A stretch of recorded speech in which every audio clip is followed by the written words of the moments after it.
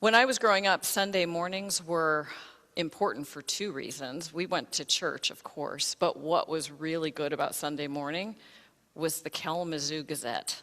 We got the Sunday newspaper delivered, and it had an entire section of comics, full color.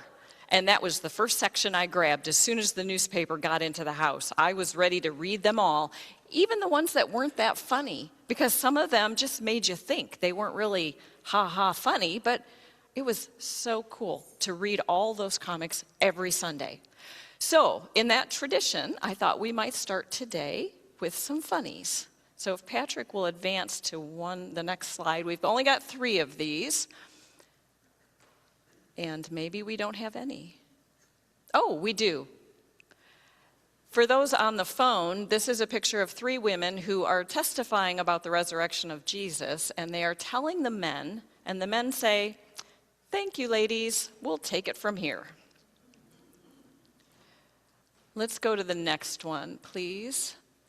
This one is a rainbow sheep holding Jesus by the hand and saying, "Hey, I found a church that will accept us both," but Jesus does not look convinced.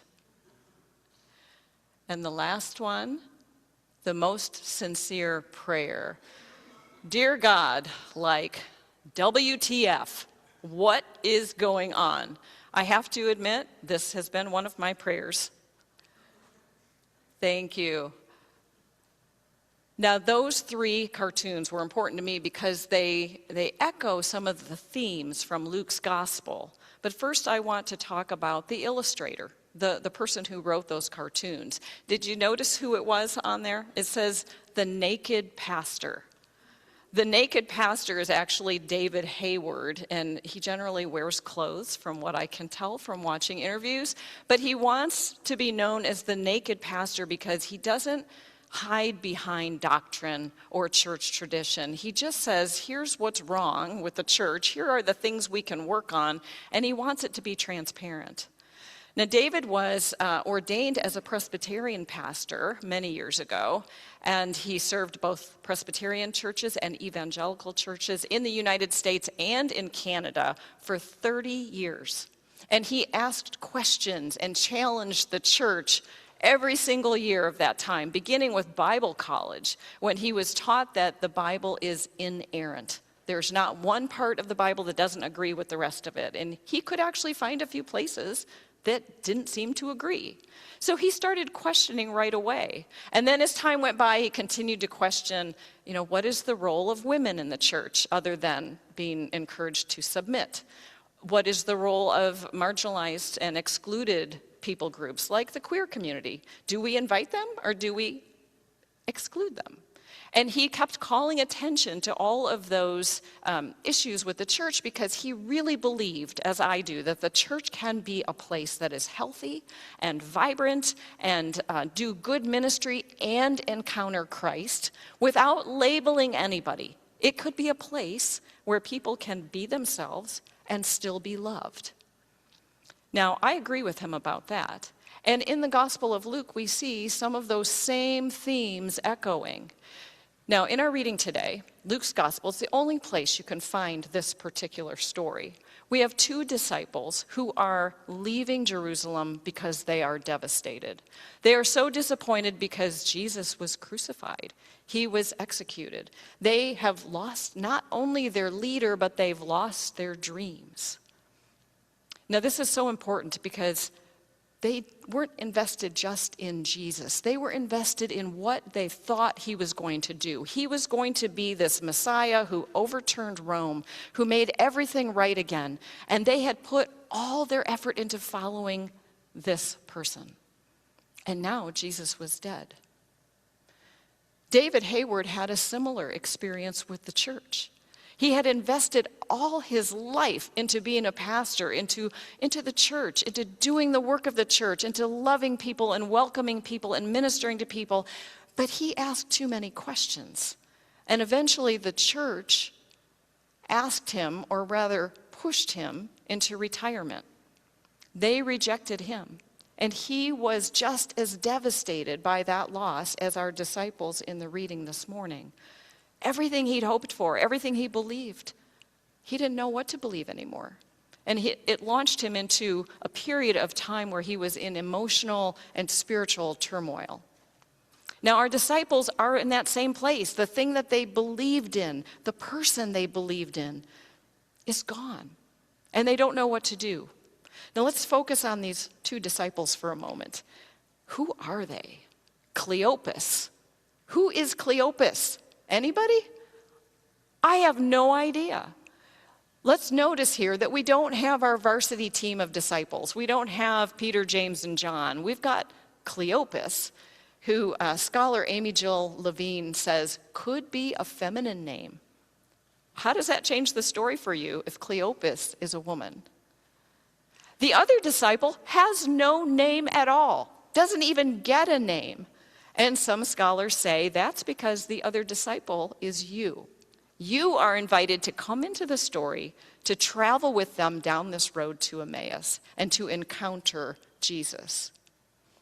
Now, these disciples, if they followed Jesus and were called disciples, which the story says that they did, probably had sold up to half of their goods, had walked away from their livelihood, had left maybe their families, and had probably followed Jesus for at least a year to earn the title disciple. That's according to Tim Mackey.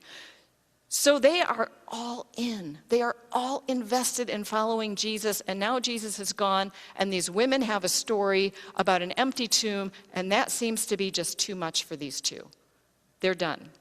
They decide they're just going to go home. They're filled with questions and uncertainty, and they don't know what to do. Now, David was the same way, filled with questions and uncertainty. But he could do one thing without the church, and that was art. He loved to paint. He loved to draw. In fact, the picture on the front of your bulletin today is one of his paintings. But what he figured out was that he could create cartoons and get his message across in a shorter moment. He could pinpoint some of the issues that he saw with the church by using these cartoons. But he still felt the pain of leaving his group, his fellowship, the people that he loved. Now, Luke's gospel addresses that. Luke's gospel is very different from John's and Matthew's gospel. If you remember, John's gospel has these layers of meaning. We have to mine and dig down into the text to figure out what they're talking about. Matthew's gospel is more Jewish, so we've got Jesus looking like the new Moses pretty much all the way through. These parallels are being drawn by Matthew. Luke's gospel, in my opinion, is just more practical. It tells us how to do things. And Luke's gospel is paired with the Acts of the Apostles, all written by the same author, so it's read together generally, and it tells us what the church had been wrestling with in those early years. What were the questions that people asked, and how did they handle it? So Luke's gospel, according to my seminary professor, Dr. Ron Allen, Luke's gospel asks some deep questions about what church is. How should church look? What should we be? What should we do? What is God's plan for us? What is Christ? Where do we encounter Christ? Who is Jesus? What is the role of women in the church? How do we include everybody, or are there certain groups that we exclude? All of those questions are at least addressed in Luke and Acts. Now, David has his way of bringing light to all of these issues, and there was one thing he said in an interview that really connected with me, because he called out a phrase that I had been taught was what good Christians do. And the phrase is, love the sinner, hate the sin. Have you ever heard that? Yes. I thought that's what good Christians did. Many years ago, I was in an interview with it was for another church, and they were an open and affirming church. They accepted gay and lesbian people into membership. And as I sat in that interview space, the search people asked me if I would accept everybody that walked into the office. And I said, of course I will. And they said, if they are gay or lesbian, will you treat them differently? And I said, of course I won't. And then one person said, and none of that love the sinner, hate the sin stuff, because people feel the judgment. And I thought, oh, I hadn't thought about that before. And I said, okay, I won't do that. that helped me see how it feels to be the sinner who's getting loved while what you do or who you are is being hated. It is very judgmental. It gives us a way to exclude people, and we have a reason, and we have an easy tagline to remember. Just love the sinner, hate the sin. It makes it simple because people's brains don't want any nuance. We want simple, bite-sized chunks of truth. Now, there's another thing that David calls attention to often, and that is why women are not believed. Like the women in our cartoon this morning. 3 women who are saying the tomb is empty, and the men are like, yep, we're going to get right on that. We'll take care of that for you. Why are women not believed? Have you ever said, oh, that's just an old wives' tale? Whenever I hear that, I always say, are you sure it's not an old husband's tale? Why is it the wife that's telling the untruth? Everybody fibs, right? It doesn't matter if you're male or female. If you're human, you have fibbed. You have said something that is not true. Why is it that men are believed even when they're lying? And women are doubted. Why is that? Why is it that women say, this happened to me, and no one believes her, even though we find out about a website that thousands of men visit every month that teaches them how to sedate and assault women? And yet we still do not believe the women. People want bite-sized truths, right? So I'll give you a couple from David. He says there are 2 things that people want. People need, I should say, what we need.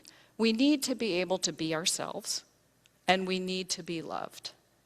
And as children, we learn early on that we cannot have both. We have to hide who we are or something about what we've done in order to be loved and accepted in the group.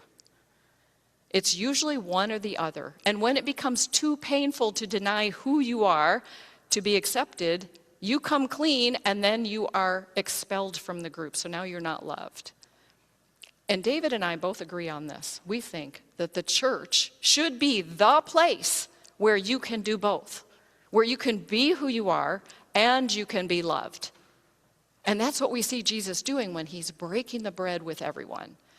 He does say, go and sin no more, right? He does give some direction, but he loves everybody first, and he breaks bread with them first, and he hangs out with them first. He doesn't love the sinner and hate the sin. He just loves, period. If the church could do that, our buildings would be packed. But unfortunately, the church has become this vending machine for answers, easy answers. Believe this way, pray this prayer, do this thing, get baptized, speak in tongues, whatever it is that the denomination insists that you do, and then you're all good. There's no room for the question. There's no room for the tension. And we've got to be people that can live in that tension. Now let's go back to Emmaus before I get too busy here and I forget our scripture. We've got these 2 people going to Emmaus. They're going home. Jesus is walking with them. They still don't know who he is. He says, you read it very nicely, Linda, something about how can you be so foolish. What he really says is, you idiots, don't you know your own scripture? And then he begins to explain every story to them as they walk, which is probably a couple of hours. I think it's like 7 miles. I would have loved to have been just 3 steps behind them because I want to know what Jesus talked to them about. But we don't get to know that because for the storyteller, that's not the important part of the story because it didn't work. Jesus told them all the scriptures, explained everything to them, and they still did not see who he was. They get to their house. They look right at him and invite him in for dinner, and they still don't see him. It's not until they sit around the table, he takes the bread, he blesses it, he breaks it, and he shares it with them. That's what Jesus did with everybody. He did it with everyone. If there was anything we could remember about Jesus, it's that he broke the bread and shared it with everybody. And then, of course, he vanishes. Gosh, that Jesus. We just barely get to find where he is, and then he's gone. After he's gone, these 2 disciples decide now they've got a story to tell. right? So now they run back to their community, and they are fully accepted there. But I want to point out that they still don't have the answers to their questions. What now?